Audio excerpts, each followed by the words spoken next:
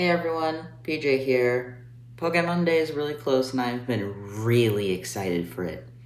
So, before it arrived, I wanted to get my predictions out for you all to hear.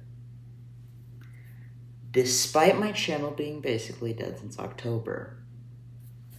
Well, that doesn't really matter right now. Anyways, I'll talk about less important stuff first, and then go on to the big stuff. So without further ado, let's get into the predictions. Starting off, the predictions will be Pokemon Sleep. As of the time of this recording, Paldean, Wooper, and Clodsire have been added into the game, so that's awesome.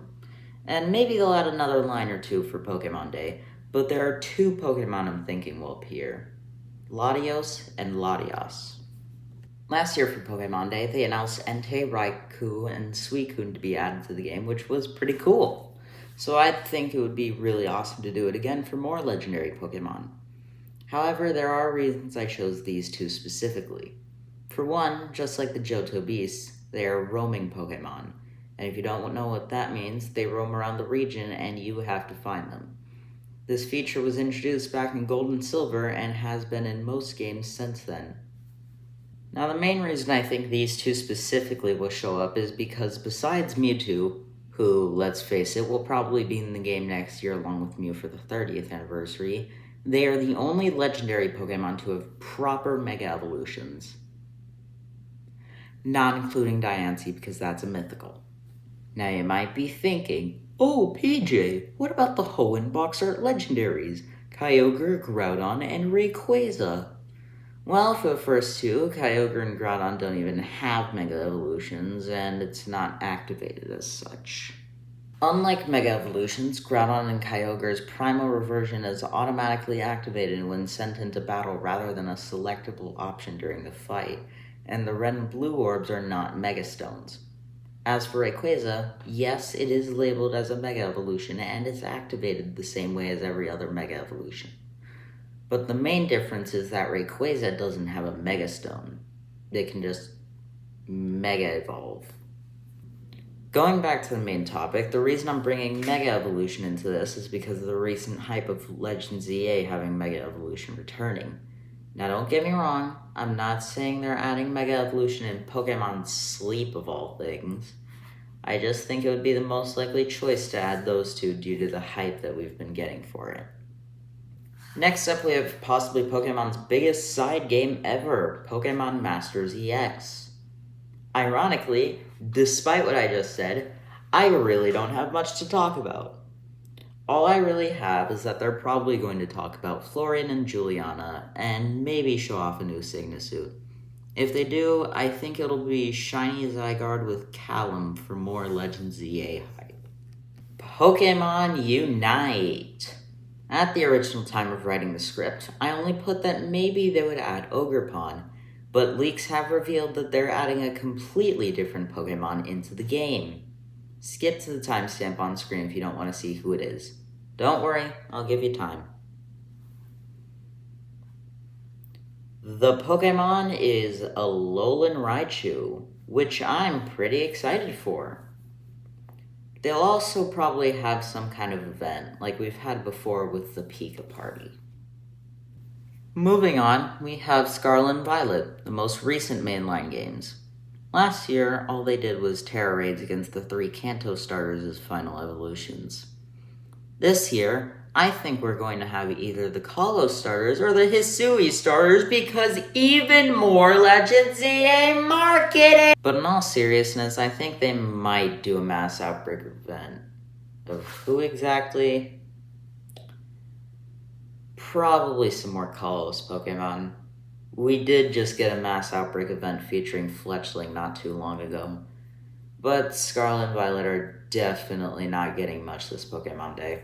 Finally, we have the bread and butter, the spinach to the artichoke, the meat to the cheeseburger. Great, now I'm hungry.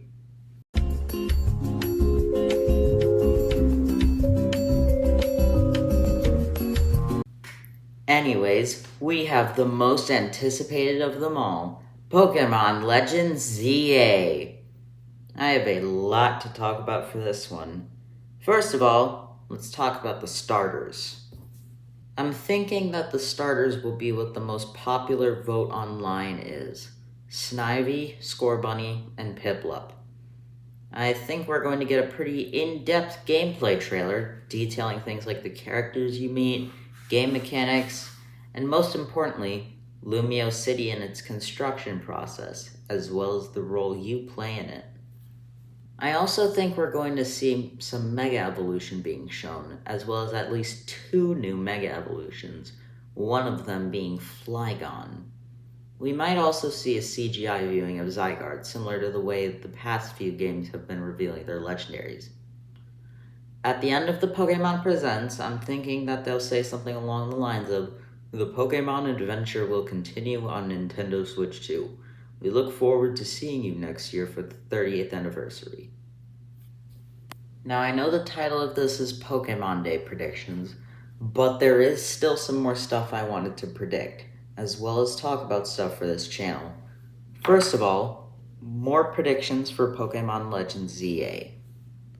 I don't think the game will take place too long before X and Y, maybe 20 years before. We would probably see Sycamore working as an assistant professor instead of the main professor. We know he worked under Professor Rowan in the Sinnoh region, but Legend ZA would reveal that he worked under another professor who was studying Mega Evolution.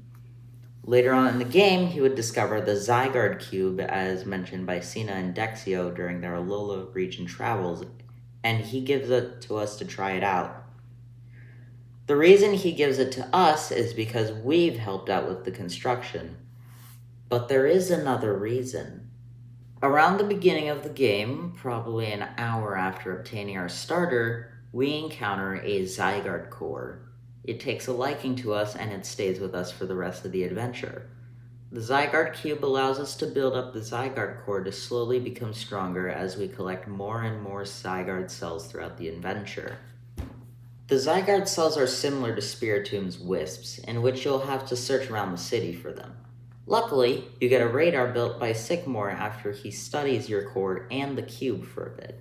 This radar lets you know the general area of a cell on the map and when you're near it. That isn't the only way you can find cells, though. Some cells are stuck to Pokémon, giving them a boost in power. I'll be labeling these cell-powered Pokémon.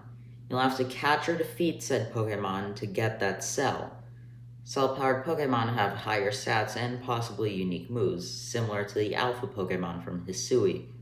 It's quite easy to tell which Pokémon are cell-powered, as they not only have a green hexagonal aura, but also cause the radar to go crazy when you're near one. There is one other trait of cell-powered Pokémon. They can Mega Evolve. Only species that are capable of Mega Evolution are affected by this, of course. These Mega Evolved Pokemon can be caught, but only after defeating them in battle, kind of like how Ursaluna, Ogerpon, Terapagos, and Pecharunt worked in Scarlet and Violet. Most of these Mega Evolved Pokemon are important boss fights in the story, similar to the Noble Pokemon. These ones cannot be caught. The influence of Zygarde eventually grows stronger, so cell-powered Pokemon will eventually be able to appear anywhere as any of the Pokemon in that area, even though the cell isn't latched onto it. Around midway into the game, Zygarde gathers enough cells to transform into its 10% form. At this point, it will let you ride on it as it trusts you, but you cannot catch it yet. Eventually, around the end of the game, it transforms into its 50% form, and at the finale, its complete form by calling upon the rest of the cells. In the post-game, you can access a new area where the last cells are. As thanks, Zygarde officially joins your team. You can use the Zygarde Cube to change its form, moves, and even abilities all in a split second. Thankfully, this Zygarde is transferable, unlike a certain other story-important dragon who travels with you from the beginning. That's all for predictions. Now for the channel stuff. First of all, I got away from my 3DS to stream my computer, so there is more variety in future content now. I'm planning on streaming a playthrough of Pokemon X before Legend ZA comes out, and then make both of those into a long-term video together. Of course, I will be streaming Legend ZA. Now, some might be wondering about the Sonic X Shadow Generations videos that I mentioned on Twitter. Well, I'm canceling those. I have way too much footage to go through and edit for a game series that I honestly don't know how to edit for too well. However, as compensation, I will be posting clips from the experience as YouTube Shorts, as there are some funny moments that weren't shown live, as well as edited moments from the live streams. Sonic will be a live stream and shorts only thing, no long form videos. Sorry. Well, that's it for this video. This was actually my very first scripted video, and there were a lot of bloopers and mistakes.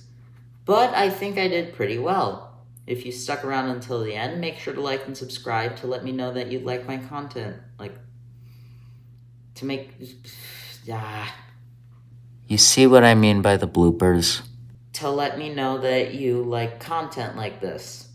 It would be much appreciated. My Twitter and Discord can be found in the description, so go check those out too. See you on Pokemon Day!